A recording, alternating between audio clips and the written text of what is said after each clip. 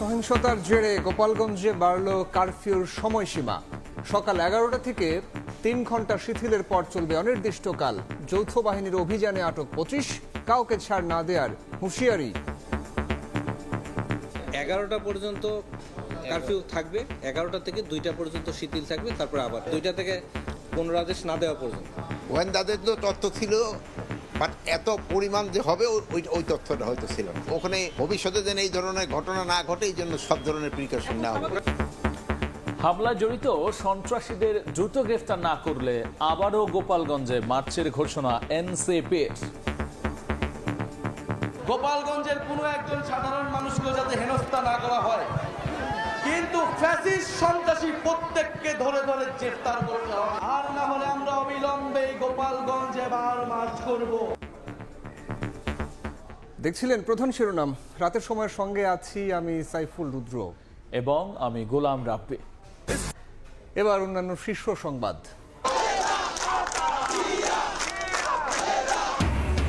আইন শৃঙ্খলা অবনতির প্রতিবাদে রাজধানী সহ সারা দেশে যুব দলের বিক্ষোভ। ইস্যু তৈরি করে পরিকল্পিতভাবে বিএনপিকে কলঙ্কিত করতে অপচেষ্টার অভিযোগ নেতাদের। জুলাই যোদ্ধাদের উপর হামলার প্রতিবাদে জামায়াতে ইসলামের বিক্ষোভ। গোপালগঞ্জে আইন শৃঙ্খলা রক্ষা বাহিনীর বিরুদ্ধে দায়িত্ব পালনে ব্যর্থতার অভিযোগ নেতাদের।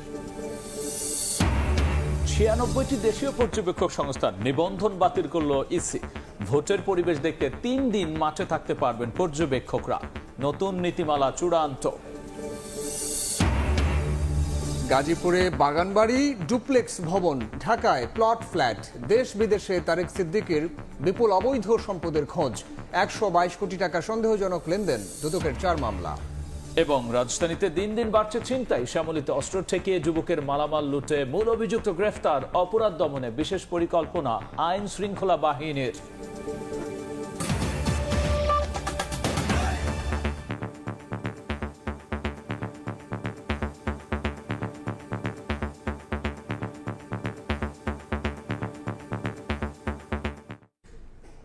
নিষিদ্ধ ছাত্রলীগ ও পতিত আওয়ামী নেতাকর্মীদের হামলা ও সহিংসতার জেরে গোপালগঞ্জে বাড়ল কারফিউর সময়সীমা।